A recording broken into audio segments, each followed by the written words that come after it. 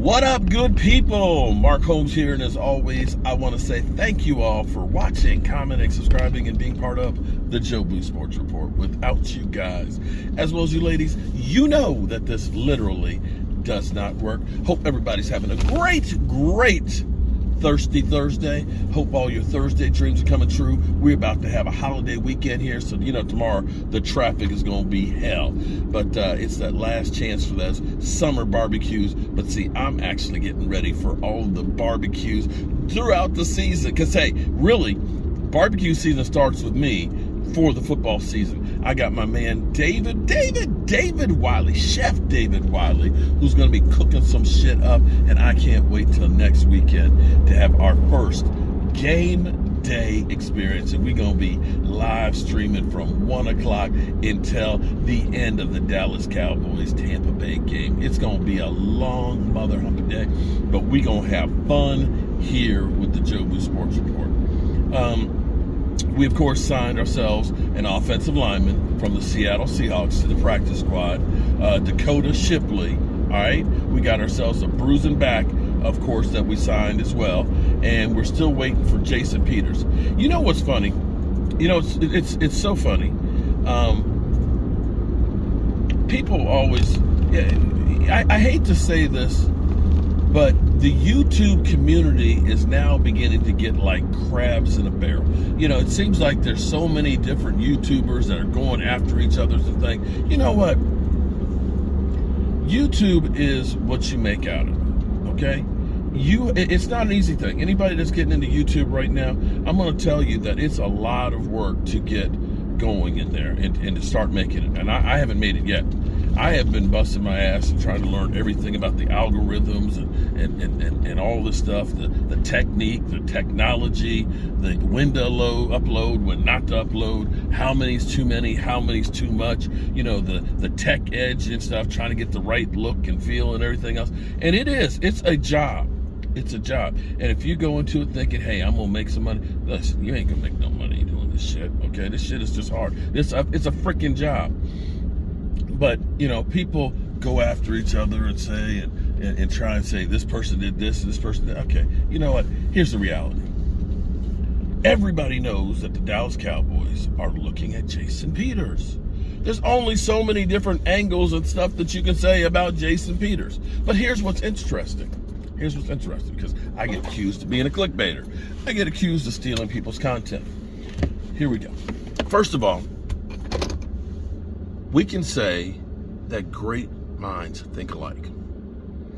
Just because one person comes up with something doesn't mean that he's the only person that actually comes up with that. Hold on.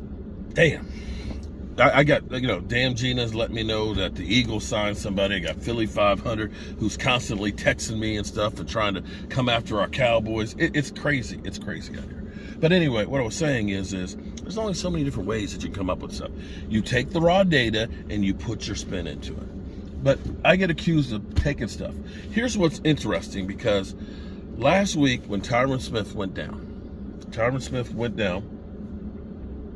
immediately I started thinking, what can the Cowboys do as far as replacements? And I went through and I did videos of Eric Fisher. I did videos of Nate Solder. I did videos of Jason Peters, because I went through, possible guys and the pros and cons and signing him and stuff. And so what I did, John Gardner, and see, look, shout out to you, John, because this is what this video is about. I did this video and I broke down. I actually it was another guy's film breakdown of Jason Peters. Okay, he did about a 7-minute every play, or a lot of the plays that Jason Peters did.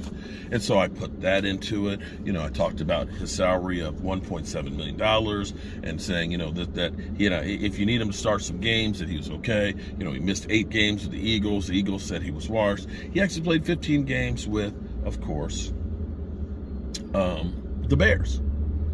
And looking at it, I talked about his Sirius Radio interview and things where he had basically said, I'm trying to stay in shape. I'm looking to, be a mentor, be a starter, whatever a team needs, I'm looking for. So I gathered all that stuff last week. And see, I could be salty like some of these people that say, you stole my stuff, because I'm looking through and I'm seeing guys like John Machota and things that are sharing the same video. Here we go, because somebody else did a lot of work on it, and I gave credit to that person for actually showing that. So you got that. You got people that are sharing. Oh, here it is, the Sarah satellite interview. Okay, and these are things that I actually did last week. But I'm happy that great minds think alike, and it doesn't matter how you get your information. People are just looking to get that information. And the thing is I am constantly working and doing stuff. So I'm constantly looking at Twitter, looking at YouTube, looking at the headlines. And when I see a headline and something happens, my mind goes through, okay, what are the pieces off of this? Okay, Tyron Smith goes down. What do the Cowboys do? How do they switch up the offensive line and do it in-house? What kind of guys do they go ahead and do? And you start doing videos off of that, and that's how it creates all this stuff in here, And then when you start looking at it from the standpoint of, why didn't the Cowboys address this before? Why is it we let Amari Cooper go? Why is it we let all these guys go and then we don't turn around and bring in replacements? And so then you have conversations with people who are close to people at the Cowboys that question what the hell is going on. And you have conversations on the phone and say, sounds like the Cowboys, Stephen Jones, maybe he still has something against Dak because he got over him on that contract. And when you're rich and have the, most wealthiest franchise in the world, and if you win or lose, it doesn't matter, you're not going to lose any money, then you can play games. See, this is how my mind works, is I take something and now I expand it to what are all the ramifications down the line. And see, this is how you can take stuff. And that's why, I can go through and do the amount of videos that I do, because my mind is always kind of puzzle solving and things, and it's reaching back. And when you get old memories and things that happened when you were a kid and stuff, and you end up putting it together with what's going on the field. And that's how it works, at least for me. So I got sidetracked here because I've got this mind that just goes crazy with so much mindless minutia. In fact, my wife and kids, this is why YouTube is good for me, because I drive them crazy, because my wife literally said I could talk to that tree right there. And I could literally talk to, hey tree, how you doing? The Dallas Cowboys, check this out, tree. Turpin has changed his number. He has got the number 9. Engine number 9. Which will be the first offensive player to wear the number 9 since Tony Romo. Now, Jalen Smith wore it last year. Ended up paying extra money because at that time, NFL had jerseys already printed up with his current number on there.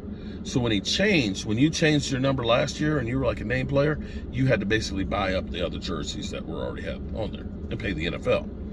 And Jalen Smith did that and got the number 9. And it didn't work out too well for him because he ended up getting cut during the season. Hopefully,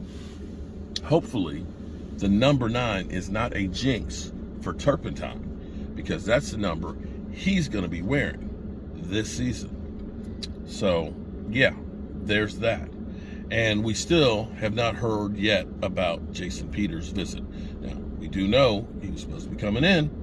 They were in talks last night about him coming in and doing stuff. I don't know if he got cold feet, but it's about 3:15 in there in Dallas.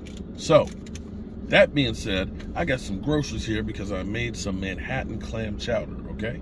And I don't want to hear none of you guys say, see, told you he ain't a Cowboy fan. He's eating some soup from New York, Manhattan. Yeah, he a fake fan. Man, get out of here with stuff. Stop being freaking crabs in a barrel.